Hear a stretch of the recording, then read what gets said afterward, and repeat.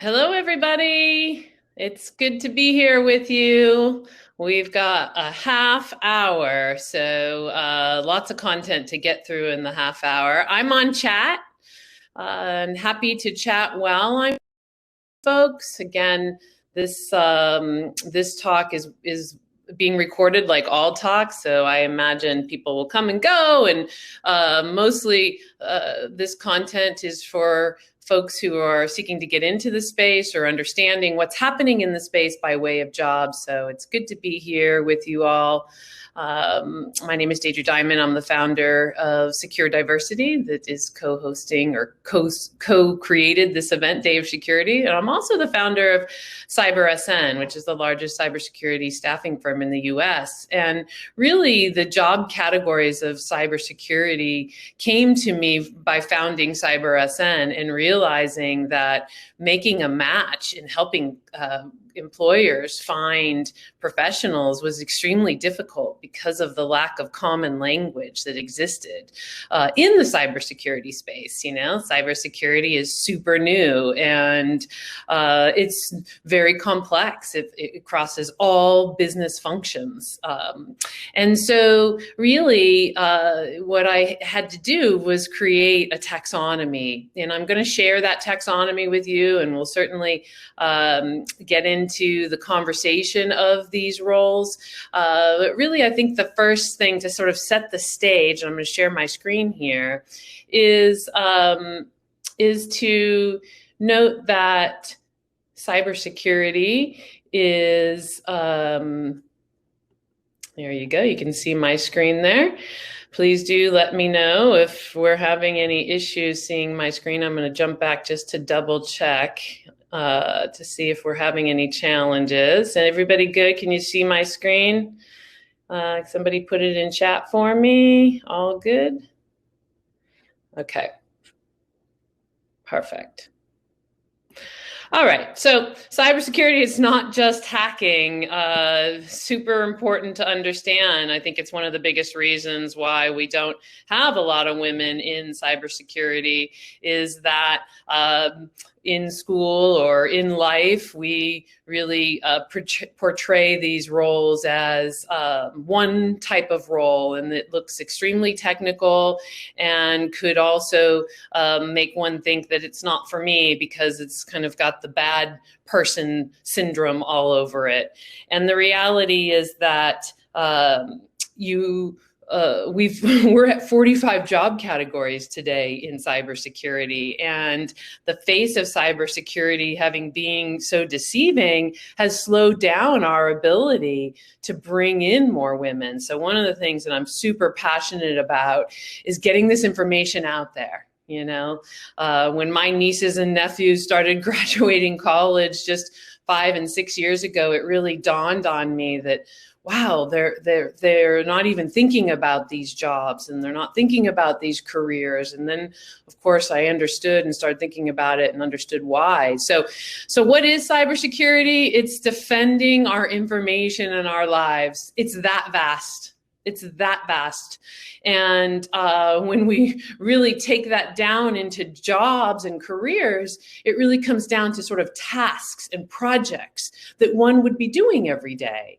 And so it's super important for me to share that with you. And I can tell you that regardless of the role, what we're really doing is solving mysteries a lot.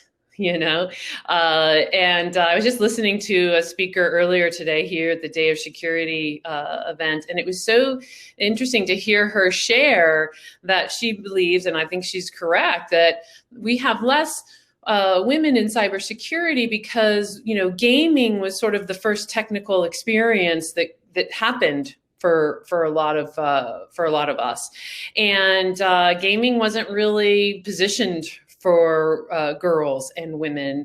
And so it's taken time to associate these roles to folks, but really it's solving mysteries. What are games but solving problems, you know, using clues, remembering anomalies, remembering what happened in the past, you know, a lot of memory of solving mysteries, solving games, as well as the interest and the desire to think on your feet and to to really investigate.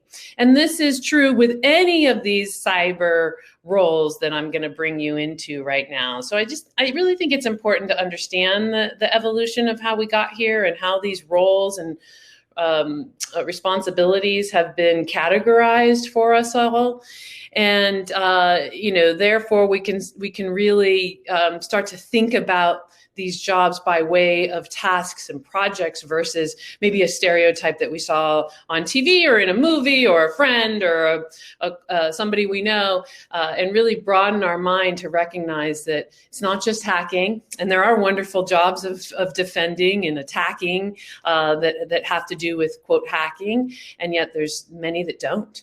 And so I brought you to our resource page on CyberSN here. This is going to advance. I'm going to show you a bunch of stuff here, but this is going to advance into a complete career center that we are launching in August. So as you can see here, we've categorized this in sort of technical roles, hands-on roles, and management roles, and moving this. This is over 100 titles in here, as you're going to see in a second.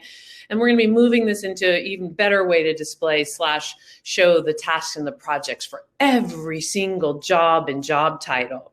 So I just clicked on application security, and you can see how many different types of subcategories there are, or different titles. And the reason is because there's totally different tasks and projects to do that fall under application security, depending on the industry, depending on the company size and scope of technology, depending on how long the business has been around. There's so many factors to say, what kind of application security engineer do I need? And really, that's why this is today 45 job categories versus when we started this, it was 22, which was 4 years ago. And we just updated about 7 weeks ago from 35 to 45 job categories. And the biggest reason that the jump was made was security engineers. Security engineers have now become many different types of security engineers. So of course, cloud security engineers and IAM engineers, which is down here somewhere. This is in alphabetical order, but identity and access management, again, cloud and IAM used to sort of fall under security engineer. And so we're seeing this as security becomes more invested in and just been around long enough. I got into the business in '94. So, I remember the IT days, and I really liken what's going on for cybersecurity to what happened with IT, which is sort of one person, one security engineer, one IT professional doing all types of different what would be today jobs, and then back then it was tasks or projects. And so as technology advances and those tasks and those projects advance, so do the job functions. And that's what we're talking about here. We're talking about functional roles. And so you look at how robust IAM has become, right? And so the engineering sector was, probably the biggest move in the technical roles that we saw. But again, I'm still scrolling here, and if I clicked on any of these, you can see how robust these functions are, which is why you'll hear from a lot of security professionals that they're overworked or feel just stressed out. And it's because many security departments haven't yet invested enough money in hiring resources. And it's a challenge that we're starting to see. Here's a security engineer starting to see get relief, if you will. And the one reason I say that, because every year I thought it was going to happen, that the relief for the cyber budgets would be coming and more organizations would be hiring. And really, we just saw it for the first time, sort of ending last year and coming into this year, where a significant amount of director roles and management roles. Typically, you'd have unless it's the Fortune 250, you'd have, or maybe the Fortune 500, you'd have a chief information security officer and then not maybe one or two people on the team, and not a lot of management in between, of course, because it's not needed. And yet those teams were super overworked and not being able to get done what they need to get done. So as the money came in to invest in those departments and the security department, part of that, if it's really happening, is you'll start to see management and director roles, which we have, thank goodness, because it does mean the investment is coming. It's very difficult to, I'm going to scroll back up here, sorry for the scrolling. It's very difficult to be a security leader and work with a budget that is underrepresented of what's needed. And it's also difficult for an organization to understand how much money to spend and when do we stop, and do I hire more people? I'm compliant, and what's the difference between security and compliance? And so as I scrolled back up here, you can start to see that there are roles over here in leadership that really require, no matter what role, and again, these are all clickable, and we can see that there's different types of managers in the organizations today. Look at how many different types of directors, right? So each functional role would have their own director, if you will. And really what is needed in these roles significantly is the ability to communicate the need, and the ability to the business, and the ability to understand compliance and security and be able to speak to them both in different ways.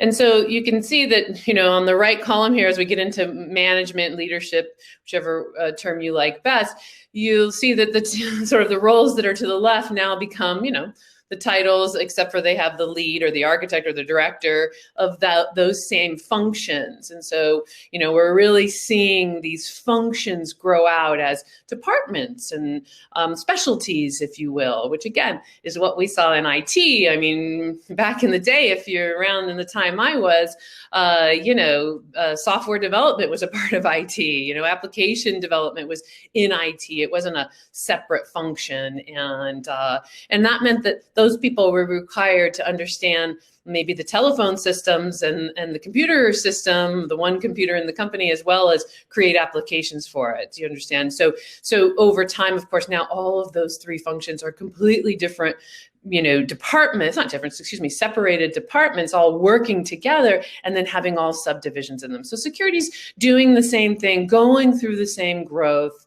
And one of the things that also really inspired me, let me scroll back up here, I apologize on the scrolling, to create this data is how many people didn't understand that there are non-technical roles, right? So over here on the left where it says technical, well, in today's world, technical means understanding how technology works.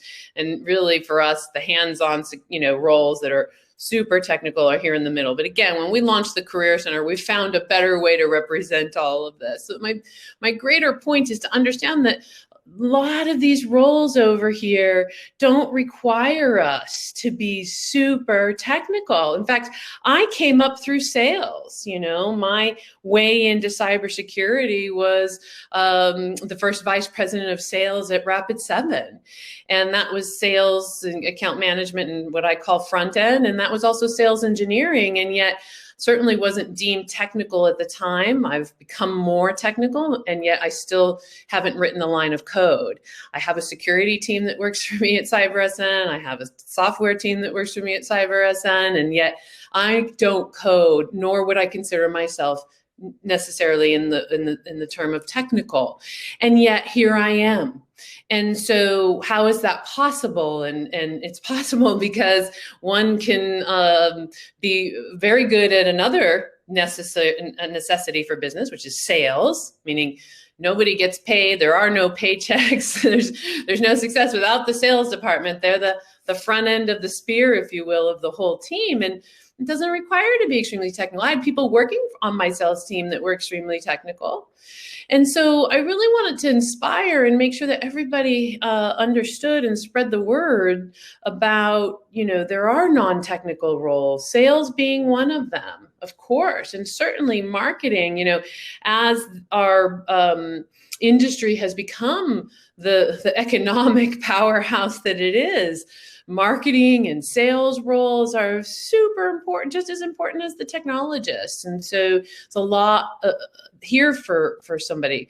And, heck, if you are technical, being in sales or marketing also is awesome. And so really it's about also sharing with everybody that you can move from one side to the other. And I've seen plenty of people do that.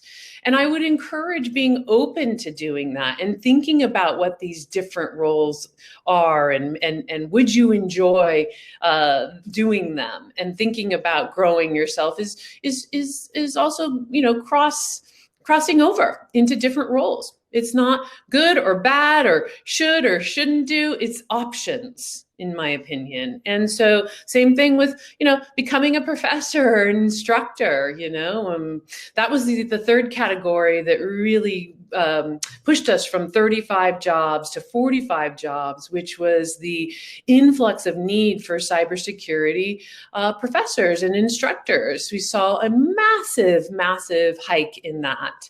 And mind you, we scrape all jobs and watch the job marketplace in the US. And so my data is beyond my clients. It's literally how many jobs are posted in the US. But certainly this function is needed, of course, thank goodness. We're starting to see universities, whether they be community or four-year or Ivy League, separate security from, other tech programs. Thank goodness, and yet hopefully we'll see security in all tech functions, as well as the ability to code, right? Like if you can code in Python, that's and be a leader, that's pretty cool. You'll be very useful, and certainly even not being in management, you'll be very useful. And so, really we need to have a sort of a baseline of everything, and we can. And luckily, we're seeing our education institutes catch up with us. Just know those jobs are out there. And being a program manager, some people really love taking their expertise and then becoming a program manager, which means really making sure the whole team is successful. That's the job of a program manager. It's to understand all the pieces that are going on in a project. Somebody who's highly task oriented and very, very, detail oriented to help the team be successful. And so I see people moving from these technical roles into program management roles. And I've seen people move from program management roles into technical roles because, they usually come up technical, but really it's not an absolute necessity to be as technical as, let's say, these engineering roles are. And of course, a privacy analyst doesn't require us to be extremely technical, and is a category that's really rising in jobs. I thought we'd see more of a rise after GDPR. We sort of saw this spike when GDPR hit from Europe. But then it quieted down, and it didn't stay consistent like other roles. And I think that's just a timing thing. There's no way it's not coming back. In fact, we had a great keynote speaker today who talked about privacy technology and putting privacy into our technology, which is where I think the market is going. And I thought she offered a lot of good thought for us all. And it's certainly a job category that's coming down the pipe. And so you can see that law is here and insurance is here. One must understand the discipline of security and the need of organizations and how, data gets transferred. And by doing so, doesn't mean you're technical, and you can use that as an attorney to support good causes. You can also use that for for being in insurance. There's a lot going on in insurance. So while the traditional roles that we grew up or maybe have seen on TV exist in these more technical roles, and they're expanding like crazy, there's also all these other types of jobs. And that was my main point for wanting to share this with you all. And like I mentioned earlier, coming in August, we're going to have every one of these jobs completely defined into tasks and projects, because that'll be much more helpful for everybody to include. How do you move from one job to the other? What would be the path for becoming an application security engineer if I'm an analyst today? Or what would be the path of becoming a program manager? How do I do that? Ever since I founded both firms, I'm going to come off slides here and look at chat and talk with you all. But ever since I founded both of my firms, it definitely hit me in that entry level has it the hardest. And it's the other reason why I wanted to make sure this content got to you all, which is to say that when you're out interviewing, the ability to speak to the role that you want and why you want it is what everybody's looking for. And yet, the data is not there for you or, those searching to just really figure out on your own the answer to that question. Where do you get that data? How do you even absorb it? And so when I realized that there was such a struggle at the entry level, it just made it more important for me to continue this common language taxonomy work that I've done. And I know in the past, many people have asked me about, how does this taxonomy, compare to, let's say, the NICE framework or the NIST framework? And what I'll tell you is that what we've done is included the commercial space, and what NICE and NIST have really done is the intelligence government space. So together we bring all content, and so we are wise and understand the need for that and have incorporated where it's needed.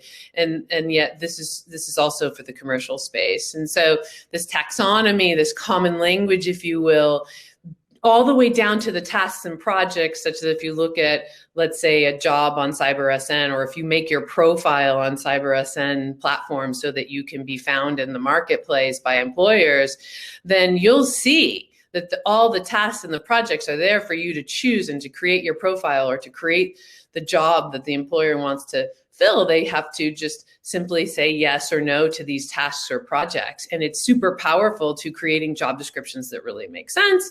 It's super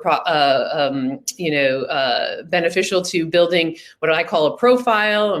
It could also be seen as a resume, such that we're talking the same language. And so that when we're in the conversation or the interview, if you will, there's clarity. One can show up prepared, one can do their research. But right now, job descriptions, unless they're done through CyberSN, are typically a couple of blurbs about what the job should be to them or is to them in sentence form or paragraph form, and then a long list of what you must have to qualify. And that's not a job description. A job description is every task and project that the employer wants completed and how much time they're allocating to each one of those functional roles where the tasks and projects fall under. And with that type of clarity about a job description, not only is matching super easier, but also when preparing for an interview, it's easier. And so it only makes sense to be making our profiles or our resumes in the same taxonomy, which is why we have that available for you all at cybersn.com, where you can build a profile if you have experience. If you're entry level today or moving into security for the first time out of another function, we don't have that profile building technology set up for you. This is literally if you've been in work at least 6 months or more in a security role, then make your profile. Entry level will come out with in the Career Center that comes out in August, and we will have a way to match you to jobs in partnership with CyberSN and Secure Diversity. We're working through that. It's actually so much harder to connect using technology entry level to jobs, because we're not matching on what you've done in the past necessarily as it pertains to a security job. We are matching to what you've done in the past as it pertains to school or extra curriculums outside of school or programs you were in or what have you, but that's much more vast and large pieces of data. So it's taken us some time to figure out how to do that and really solve this, because one-on-one with a recruiter, how many people can a recruiter help? Well, not enough. Not enough. I mean, I'm hiring and growing regularly, and it's never going to be enough. So that's why we must change this broken system. And for me, the answer falls in this taxonomy of a common language and making job descriptions extremely valid based on what the work is that needs done, and making profiles, also known as resumes, also in that same format and ability to match, and then really having a solution for entry level where we can take all of this noise and emotional distress of job searching out of the way. It's really silly that it exists, in my opinion, considering how much we've advanced in technology. And so I'm happy to lead the charge with my amazing team in changing that. And yet it really does break my heart. But there's no question that we will solve it. We've already solved it, just scaling it. And I liken what we're doing to, and this, people always love hearing this, dating apps, right? I was dating long before dating apps came out, and I've dated on dating apps. And I can tell you that it's much easier to utilize dating apps in order to meet people and meet people that you're really interested in, versus accidentally running into them at a bar or at work where you're not supposed to, and then have to deal with all that stuff, right? And now, fast forward, can avoid all of that and have options, lots of options. There weren't a lot of options before dating apps in terms of how you'd meet people. So it's the same thing in employment. We should be able to see any job that we're qualified and interested in a platform, not have to have all this noise and going all these different places and networking and friends, and it's a job to find a job, and can be quite emotionally distressful. So on that note, I'm going to wrap. And I'm going to say in my closing that, Day of Security, Cyber SN, we're here for you. Reach out. We have a lot of resources in our booth. Check them out, and definitely reach out if I can help you out with anything. It was a pleasure being here with you all today. Enjoy the rest of your day.